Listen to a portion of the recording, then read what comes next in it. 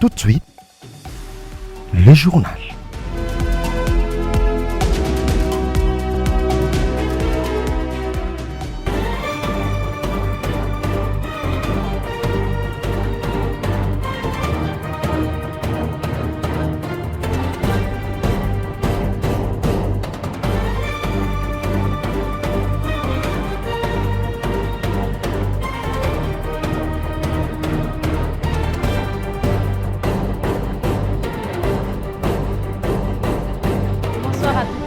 Mesdames et messieurs, bienvenue à cette session d'information sur la télévision dont voici les sommaires.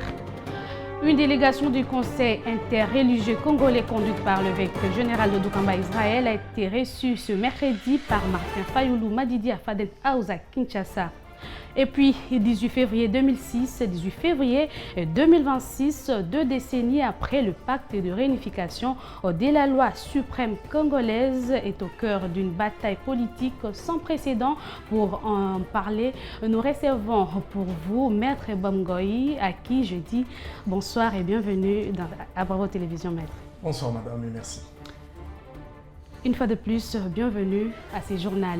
Le président de la République, Félix Tshisekedi, a eu un fructueux entretien le mardi 17 février à la Cité de l'Union africaine avec Adja Alabid, commissaire européenne chargée de l'aide humanitaire et de la gestion des crises en tournée dans la région des Grands Lacs.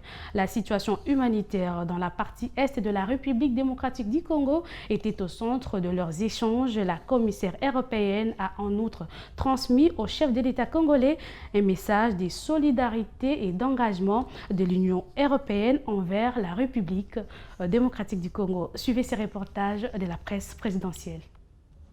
C'est un message de solidarité et d'engagement que Madame Adja Alabid a apporté dans ses bagages à Kinshasa. Pour sa première étape d'une tournée régionale qui s'annonce laborieuse, la commissaire européenne n'est pas venue les mains vides. Face à l'urgence sécuritaire et humaine qui prévaut particulièrement après les récents développements militaires dans l'Est, dans le sud Kivu, l'Union européenne a décidé de frapper fort avec une enveloppe de 81,2 millions d'euros. Ce financement, vital pour le plan de réponse humanitaire 2026 de la RDC, se traduira dès la semaine prochaine par l'arrivée massive de matériel de première nécessité.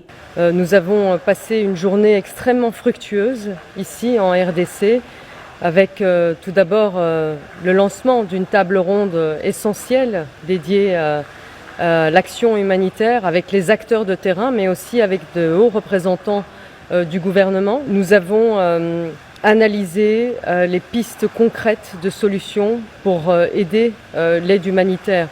Il s'agit de matériel, de bâches, de médicaments pour venir en aide aux enfants, aux femmes, les premières victimes finalement de ce conflit qui, nous l'espérons tous, se terminera avec un respect du cessez-le-feu par toutes les parties.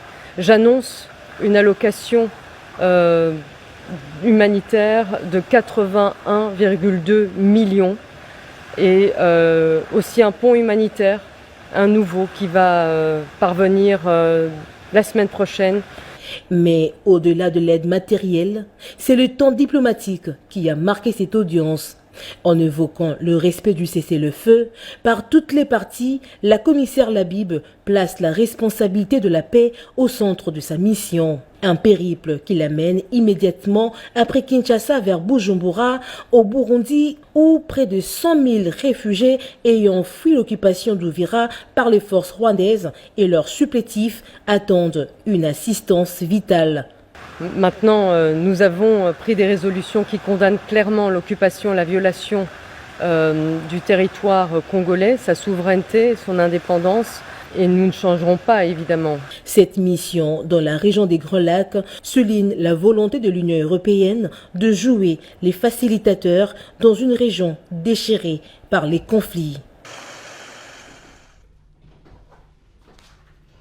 Et puis, le président de l'Assemblée nationale, Aimé Boji Sankara, a reçu lundi 16 février 2026 les notables du Sud Kivu venus affirmer leur soutien au président Félix Tshisekedi pour les efforts de pacification de l'Est de la République démocratique du Congo. Les échanges ont porté sur les succès diplomatiques du président de la République, la sécurité dans l'Est, ainsi que sur les conditions de vie des professeurs et agents de l'enseignement supérieur et universitaire et sur la situation des déplacés internes. Gaston Bouy pour plus de précisions.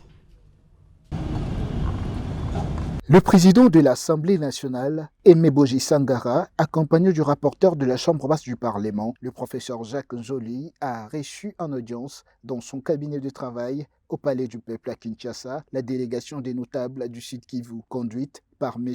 Lumbisi Djouma. Ces derniers sont venus exprimer leur soutien au président de la République, Félix-Antoine Tshisekedi Tshilombo, pour ses efforts constants visant à restaurer la paix dans la partie orientale de la République démocratique du Congo. Sud-Kivusien, patriote avant-gardiste de longue date et combattant de première ligne, Wazalendo, Mai Mai, Raya Mutombo, avons de bonnes raisons de nous liguer derrière son Excellence Félix-Antoine Tshisekedi Tshilombo, président de la République, chef de l'État, grâce à sa bravoure, sa détermination et son leadership inégalé à la tête de notre pays. 3 faits, parmi tant d'autres dont il est auteur, militent en faveur de notre choix responsable et nous ranger à l'ordre de bataille derrière lui en vue d'une victoire certaine.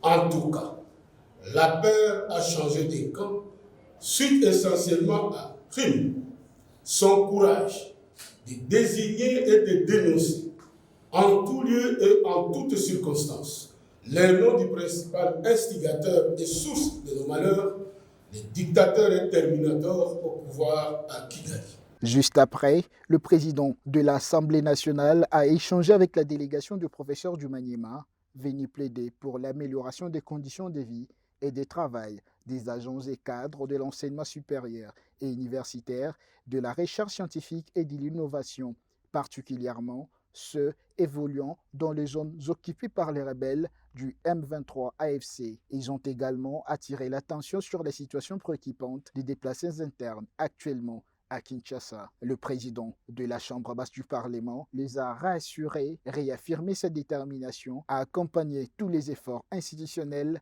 visant à restaurer la paix, la stabilité et la dignité des populations affectées par la crise sécuritaire dans l'Est de la République démocratique du Congo. Les différentes délégations sont sorties satisfaites de l'écoute attentive que leur a accordé le président de l'Assemblée nationale. Elles espèrent désormais voir des actions concrètes à une amélioration significative dans la situation.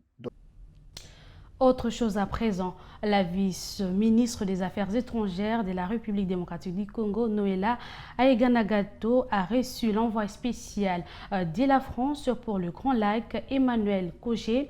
Les discussions ont porté sur la crise sécuritaire à l'Est, le suivi de la conférence de Paris, également la coordination des initiatives diplomatiques en lien avec l'Union africaine. Reportage. C'était très important de pouvoir refaire le point avec elle, à la fois sur l'actualité dans le domaine humanitaire, et j'y reviendrai, mais également sur les processus de médiation en cours, le processus de Washington, le processus de Doha, et surtout ce qui s'est passé à l'Union africaine le week-end dernier.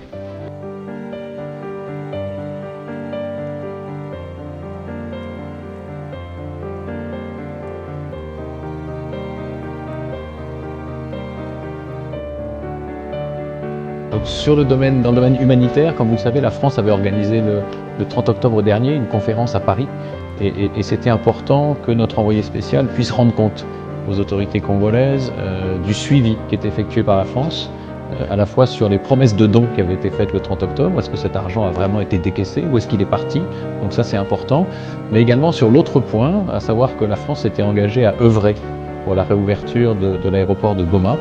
Et c'était important de discuter avec la vice-ministre juste après la récente visite de la chef par intérim de la MONUSCO qui s'est posée à Goma c'est important de voir comment le gouvernement congolais envisageait la suite et notamment les modalités de reprise de vol humanitaire.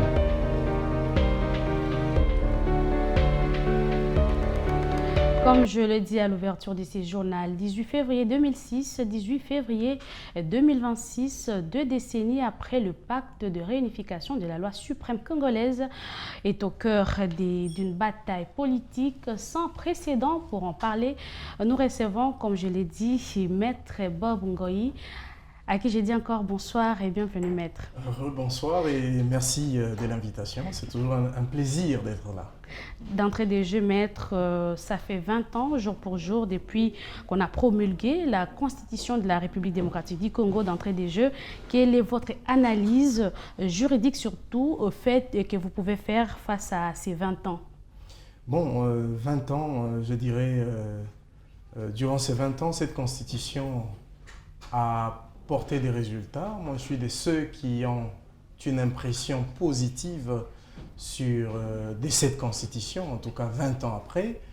Pourquoi? Parce qu'il faut, pour mieux comprendre les résultats et mieux juger cette Constitution, il faut d'abord arriver à cerner les circonstances dans lesquelles celle-ci a été mise en place. Nous partions d'une période où, pendant des années, nous avions vécu sans Constitution. C'est la volonté des individus qui primait. Je fais ici allusion à Mobutu. Pendant des années, il n'a pas eu besoin d'une quelconque constitution. Après lui, c'était M. Laurent Désiré Kabila, qui avait un décret avec pratiquement 6 articles, et c'était ça qu'on appelait constitution. Et vous comprendrez donc là qu'il n'y avait pas d'ordre constitutionnel. En 2006, l'arrivée de cette constitution, c'était un retour ou un pas sérieux, parce que depuis 1960, il n'avait presque pas, à proprement parler, existé un ordre constitutionnel, c'est-à-dire un moment où chacun devra s'y référer au sein du pays pour le fonctionnement d'un pays aussi grand comme le nôtre. Et la constitution de Louabo, Maître, on a, oui, on a eu pas mal de constitutions en RDC. Non, bon. La véritable constitution de ce pays, c'était celle de Louabo, oui, qui n'a presque pas été appliquée. Et vous constaterez que d'ailleurs celle-ci voyait la République démocratique du Congo comme étant un État fédéral, chose qui n'a jamais eu lieu jusque-là. Et c'est pour vous faire voir qu'une fois mise en place en 1964, Mobutu arrive en 1965, vous connaissez un peu le régime dictatorial. C'est vrai que ce n'était pas directement. Mobutu, dès 1960, en tout cas en 1972, il était plus ou moins intéressant. C'est peut-être vers 1975 qu'il est devenu Mobutu le dictateur. Mais toujours est-il que, faisant allusion à la constitution de Louabourg, celle-ci a peiné, a souffert d'application. Elle était une constitution sur papier, mais qui n'a jamais été appliquée. Alors ici, la véritable constitution qui a été, à proprement parler, appliquée, c'est celle de 2006, qui totalise ses 20 ans aujourd'hui. Et donc ici, celle-ci nous a ramené à l'ordre constitutionnel. Grâce à elle, nous avions connu des premières élections. Exactement. Nous étions dans une posture où les députés étaient nommés, où le président de la République faisait ce qu'il voulait, où il n'y avait d'assemblée et de sénat que par la volonté du président de la République de l'époque. Et surtout, ça nous a permis à assister à cette pacification civilisée du pouvoir entre l'ancien et les nouveaux présidents. Vous êtes en train de vous réaliser que tout ça, ce sont les acquis de cette constitution. Beaucoup semblent vouloir la dramatiser, ou dire qu'elle n'a rien de bon. Non, moi je ne suis pas de cet avis. Moi je crois que cette constitution, certes, a des faiblesses qu'il faut améliorer, mais comme tout produit qui est mis sur le marché, il y a une date de production et une date d'expiration. Et cette constitution est en train de tendre vers sa date d'expiration. Puisqu'au départ, je le disais, que pour mieux cerner la question ou pour mieux comprendre cette constitution ou son utilité, il faut aller à la genèse. Nous étions dans une situation où Kabila vient au pouvoir, par le fait de son père, on se dit le fils. Et là, il peut faire quelque chose. Souple qu'il était, il met ensemble tout le monde. Il fallait mettre sur pied une constitution pour avoir des premières élections finalement. Et une constitution a été mise en place avec des objectifs. Créer des premières élections, avoir des institutions et remettre le pays sur les rails. C'est ce qui y arrive aujourd'hui. nous avions eu un premier cycle électoral et plusieurs autres cycles se sont enchaînés. Ces cycles n'ont pas été parfaits. Et au-delà de ça, il y a des institutions qui ont été mises en place. Désormais, nous avons vu des députés provinciaux et des députés nationaux être élus, nous avons vu des sénateurs être élus, nous avons vu le président de la République être élu, nous avons vu des premiers ministres être issus de la majorité parlementaire. Bref, les institutions ont été mises en place. Ça, c'est un acquis, parce que ça n'existait pas avant. Voilà, Maître, vous avez d'ailleurs dit qu'aujourd'hui, la Constitution atteint sa majorité. Aujourd'hui, nous avons cette question qui est sur la table. Il y a deux blocs qui se séparent. Aujourd'hui, il y a une partie, les gens veulent changer carrément la Constitution et puis d'autre part, d'autres ne veulent pas ces changements de la Constitution. Votre avis, où est-ce que vous vous situez par rapport à ça? Il est vrai qu'il y a deux camps, ceux qui veulent la changer et d'autres qui préfèrent la modifier, bon, disons changer ou modifier, et d'autres qui veulent la garder carrément. Ouais. Je crois que dans les cœurs de ceux qui veulent la garder, ils savent très bien que cette Constitution a des problèmes. Mais ils sont un peu comme moi. D'accord, il faut améliorer la Constitution, mais pas pour favoriser les intérêts d'un individu. Il faudrait qu'à un moment donné que nous soyons patriotes, que nous puissions nous dissocier des intérêts individuels. Oh Kabila, oh maintenant Tshisekedi, oh non mais ça, eux ce sont des individus. Ils ont fait leur temps, ils sont en train de le faire, ils vont passer. S'il faut changer de constitution, ça ne doit pas être à l'avantage des individus. Ça doit être à l'avantage du Congo. Et pour ça, nous tous savons, nous savons tous que cette constitution a des faiblesses. Mais il ne faut pas la changer pour permettre à quelqu'un de se représenter. Qu'il soit Kabila, qu'il soit Tshisekedi. Et ça, ce n'est pas normal. Voilà pourquoi les deux camps savent qu'il faut changer de constitution. Savent que cette constitution a des faiblesses. Mais à quel moment la changer? Moi, je propose, par exemple, que cette constitution soit changée et en partant, par exemple, on fait des nouvelles élections avec la même constitution. Au début du mandat du nouveau président de la République, là, nous organisons quelque chose pourquoi pas seulement réviser, comme vous avez dit, il y a quelques faiblesses et puis il y a une partie qui est forte. Pourquoi pas seulement réviser au lieu de la changer carrément? Oui, en fait, pourquoi la nécessité du changement? Parce qu'il y a des questions qui portent sur la forme de l'État. En fait, la modification de la Constitution ne peut porter que sur certaines matières, notamment des questions subsidiaires. Mais il y a d'autres questions qui portent sur la forme de l'État, sur les questions fondamentales. Ici, c'est ce qu'on appelle dans notre Constitution les articles verrouillés, notamment sur le nombre des mandats. Et si, par exemple, comme moi, je suis fédéraliste, je suis contre la Constitution actuelle en son sens unitariste. J'estime que c'est ça qui nous bloque.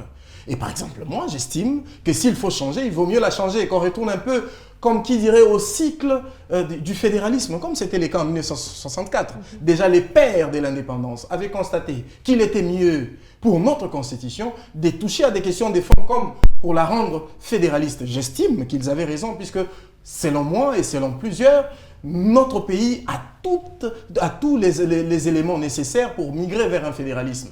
Vous verrez par exemple qu'aujourd'hui, nous n'avançons pas à cause de cet unitarisme. D'où, pour ne pas m'éloigner totalement de votre question, c'est pour dire, au lieu d'une modification qui va porter sur certaines questions, mais il y a d'autres questions des fonds. Si on veut changer, on veut améliorer les choses, il faut les améliorer, avoir le courage d'aller vers.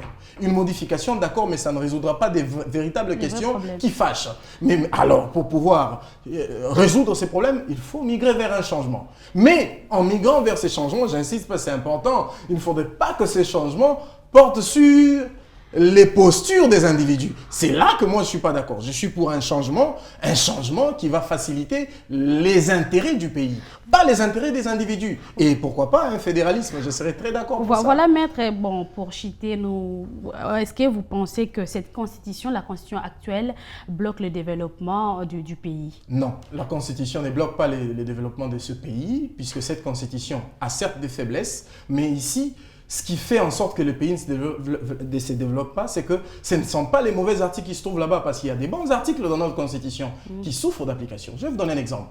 Aujourd'hui, il y a la décentralisation qui peine d'être appliquée. Comment voulez-vous développer un pays À la base, comment voulez-vous développer nos provinces si les principes contenus dans la Constitution que nous accusons tous, principes que nous reconnaissons comme étant très bien, ne sont pas appliqués? Je vous donne un petit exemple. Nous avions tout récemment assisté aux élections municipales. Il y a eu des conseillers municipaux qui ont été élus. Mais qu'est-ce qu'ils font aujourd'hui? Ils se trimballent au niveau des communes. Donc ici, la décentralisation, par exemple, n'a pas encore eu lieu. Comment voulez-vous développer ce pays si cette décentralisation n'est pas réelle au niveau des provinces, n'est pas réelle au niveau des communes? Il y aura toujours des problèmes. Vous verrez que nous aurons toujours des communes qui ne se développent pas. Alors, ça, ce n'est pas un problème de la Constitution. Là, ce n'est pas un problème de la Constitution, c'est un problème d'application. Ici, notre Constitution, dans une large mesure, a des bons articles. Comme on dit toujours, la République démocratique du Congo n'a pas un problème des textes, mais un problème d'hommes. Parce que dès lors que j'ai des bons articles, vous pouvez avoir les meilleurs articles du monde, mais lorsqu'on ne les applique pas, ce n'est pas forcément la faute de la Constitution, mais c'est la faute de ceux qui ne l'appliquent pas. Merci. Et je chute par là, puisque vous me faites signe que je dois chuter. Oui, il y a un autre élément que nous n'appliquons pas. Cette Constitution nous montre de quelle manière est-ce qu'on doit arriver à encadrer les contrôles, par exemple, parlementaires sur le gouvernement. On ne le fait pas. On n'applique pas cette Constitution. Mais on risque d'être là, en train d'accuser une Constitution qui, dans une large mesure, a des bons articles, mais qu'on n'applique pas. Donc, pour moi, cette Constitution a certes des défauts, mais comme tout produit, elle a été née. Donc elle est maintenant obsolète. Elle commence à devenir obsolète. Il faudrait qu'à l'avenir, puisque les objectifs de celle-ci ont été atteints, élection, stabilité institutionnelle et bien d'autres objectifs qui ont été atteints, il faudrait maintenant, au regard de l'évolution sociopolitique et économique, il faudrait, et même géopolitique, il faudrait mettre finalement sur pied une constitution qui va faciliter tout le reste. Merci beaucoup, maître. Les dialogues national inclusifs n'est pas la seule voie des sorties des crises qui sévit en République démocratique du Congo. Alain Bolodja a plaidé pour la représentativité de toutes les parties impliquées dans la crise et le déroulement de ces dialogues doit se passer dans le respect de la Constitution. On l'écoute dans cet extrait choisi par Gaston Bouy. Mais ce qui est plus important, c'est que toutes les parties prenantes sont d'accord et font confiance aux médiateurs désignés. Au-delà de tout, nous devons savoir que le dialogue n'est pas une solution en soi. Le dialogue, c'est juste un cadre pour dégager des solutions consensuelles. Donc nous sommes dans cette voie et nous espérons que l'Angola fera bien son travail pour ne pas crier de conditions d'une résurgence de la grande crise. Bon, il n'y aura jamais de dialogue inclusif, parce que s'il faudrait avoir ces dialogues, on doit avoir au moins 120 millions. On va toujours exclure. Mais ce qui est plus essentiel, c'est la représentativité des tendances. Ce sont les tendances en fait qui doivent être représentées. Ce n'est pas tous les Congolais, parce qu'on ne va pas inviter tous les Congolais autour d'une table. Mais n'oublions pas qu'on peut organiser ces dialogues et ne pas voir l'application des résolutions. Parce qu'aujourd'hui, nous avons une constitution référendaire, mais qui n'est pas respectée par le parti à la crise. Nous devons insister sur le respect des résolutions et surtout sur le respect de la Constitution. Aujourd'hui, nous sommes en train d'envisager, proposer des solutions comprimées aspirine, alors que nous avons déjà une bonne solution dans la Constitution. Donc la solution est la meilleure, reste le respect strict des règles du jeu et surtout de la Constitution. Et puis, je le dis à l'ouverture de ce journal, une délégation du Conseil interreligieux congolais, conduite par l'évêque général de Dokamba Israël, a été reçue ce mercredi 18 février par Martin Fayoulou à Faden House. Les échanges ont tourné autour de la cohésion nationale et les climats de paix en République démocratique du Congo. On écoute de Dokamba Israël au micro d'Héritier et Chako. oyo uti na kati ya mabongisi na biso ya banganga nzambe tobengi yango CIC, Conseil interreligieux congolais. Bongo twali na makanisi oyo totie na mikanda mpo ya komema boyokani katikati na bato nyonso bazali na kowelana to mpe na baye bazali kozanga koyokana na bayi politique nde boye tomemi likanisi toye komona président Martin Fayulu mpo ya kolakisa ye na biso tobongisi ebimami epai na ye mpe apesi biso mwa mayele na ye na lolenge na ye ya komona makambo tokanisi te na mikolo ekoyaka nzambe ya kosalisa biso mpo ete tomemi lokola makanisi epusa bana mboka penepene entre bango eloko tobengi réconciliation, cohésion nationale, mpe boyokani ya masolo ekoya nsima ezala na élément tobengi inclusivité boyokani esika moko kotia moko pembeni te.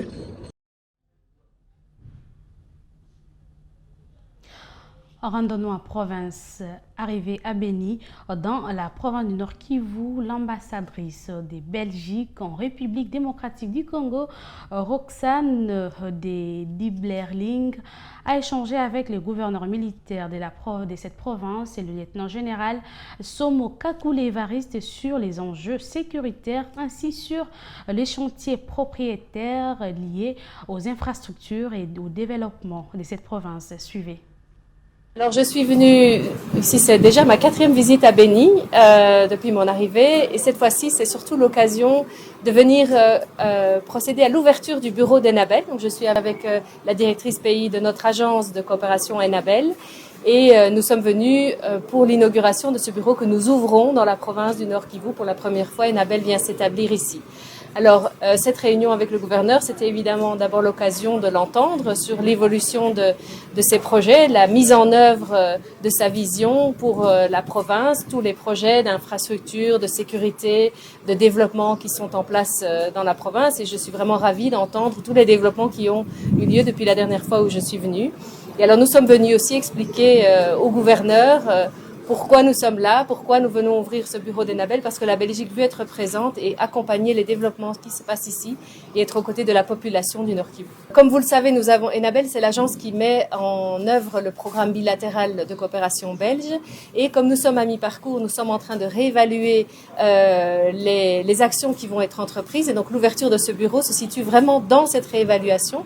Donc nous sommes en train de revoir comment être davantage présent pour accompagner. On verra évidemment les domaines concrets dans lesquels tout ça va se faire, mais ce sera très probablement dans l'accompagnement en termes de formation professionnelle et d'accompagnement aussi de la mise en œuvre du projet du couloir vert.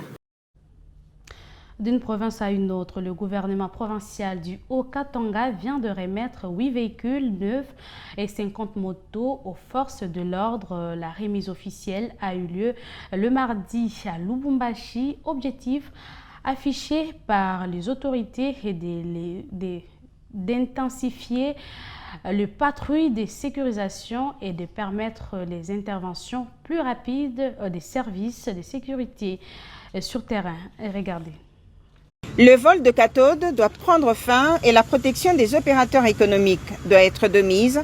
Telles sont les instructions du président de la République, Félix Antoine Tshisekedi Tshilombo, données à l'autorité provinciale au travers le ministre national en charge de l'Intérieur et Sécurité, Jacquemin Chabani Louko.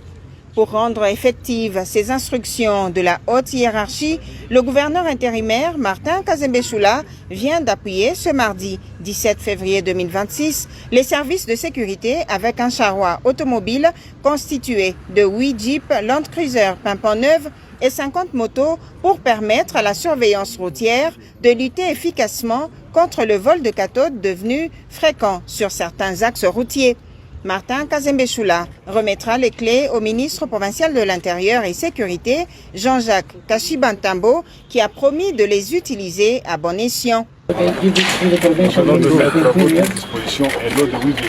So we are giving to you 8 vehicles. C'est pour renforcer la sécurité. So to reinforce the security. Et mettre fin au vol de cathodes. And to put at the end of the theft of cattle. Prenez toutes les dispositions. Okay, so you have to take all the dispositions. Thank you, Your Excellency. Thank you, Your Excellency, for your implication. pères de famille et nous allons faire un bon travail. À l'occasion, 3 militaires ayant facilité le vol de cathodes à Mokambo le 7 février dernier ont été présentés à l'autorité provinciale par les services de sécurité. Ils sont mis à la disposition de la cour militaire pour répondre de leurs actes. Le gouverneur a demandé qu'une audience publique soit ouverte pour servir de leçon à ceux qui s'adonnent à ces actes inciviques. Il faut dire que cette cérémonie s'est déroulée en présence du corps diplomatique et des membres du comité provincial de sécurité. De retour à Kinshasa, en société, l'avenue Kidima, dans le quartier Kindélé, dans la commune de Mongafula, une érosion en pleine progression menace les habitants et fragilise la voie de circulation pour freiner l'avancée du ravin. Des déchets y sont déversés, aggravant l'insalubrité et le risque sanitaire. Nelly Kapinga pour le détail dans ce reportage. Sur l'avenue Kidima à Kindélé, dans la commune de Mongafula à Kinshasa, l'érosion progresse et menace plusieurs habitations. Face à l'avancée de ravins, certains riverains tentent de protéger leurs parcelles en y déversant des déchets ménagers et diverses immondices. Il faut que l'État puisse voir ça et l'État puisse trouver les solutions pour engloutir cette érosion. Ces amas de déchets favorisent la stagnation des eaux, la propagation de plusieurs maladies et dégagent des odeurs nauséabondes. Odeur ezali, pollution de l'air. Donc dès que si tu son boule beti, tant boule beti, solo ezotambo, bokangi kangi. Que voulez-vous? Ce que ça toza na mboka ya bien, bakoko ya ko désinfecter les biso. Ndenge za boye bandeki.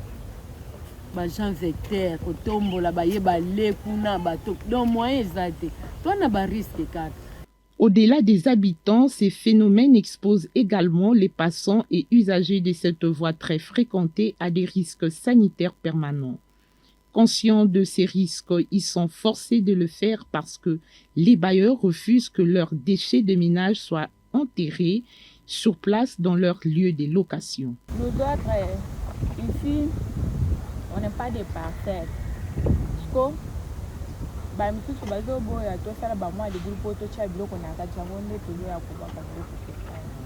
C'est ainsi que ces derniers lancent un appel aux autorités compétentes de leur venir en aide et de prévoir des mesures d'assainissement, aussi de procéder à la construction d'un caniveau en vue de permettre une canalisation assurée de ces eaux de pluie.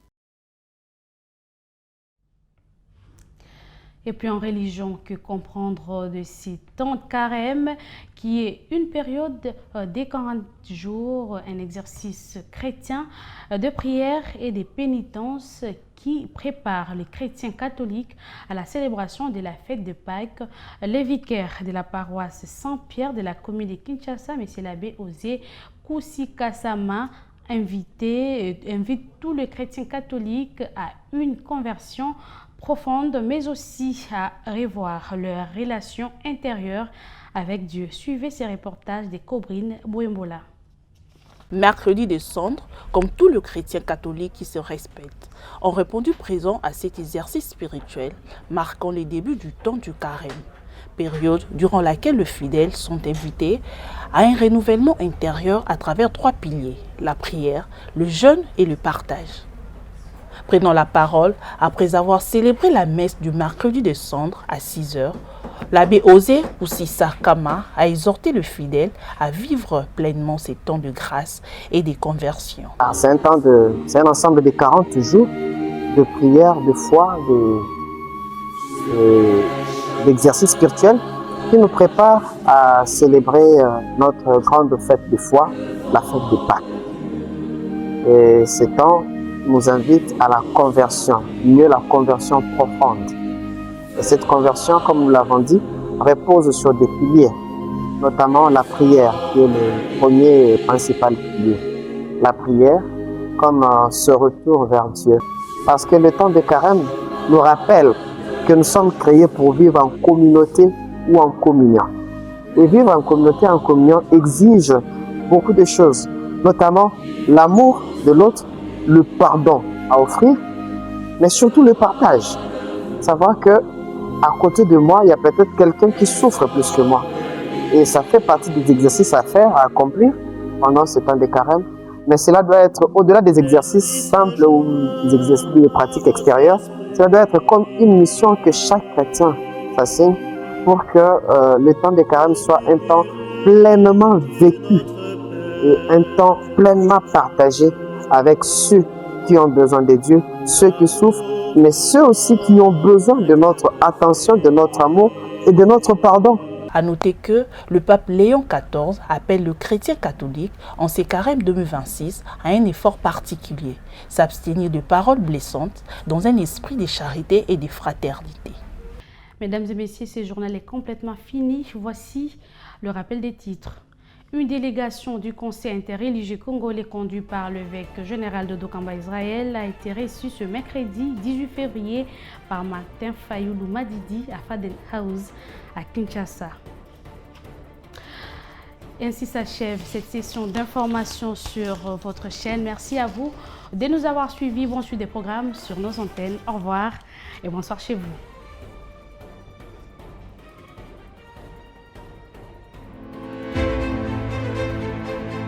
Une nouvelle ère s'ouvre dans le paysage audiovisuel congolais. Bravo Télévision, c'est la voix de la génération digitale. Avec Bravo Télévision, découvrez des programmes qui bousculent le code, authentiques, rapides, interactifs et hors du commun. Nous vous offrons des reportages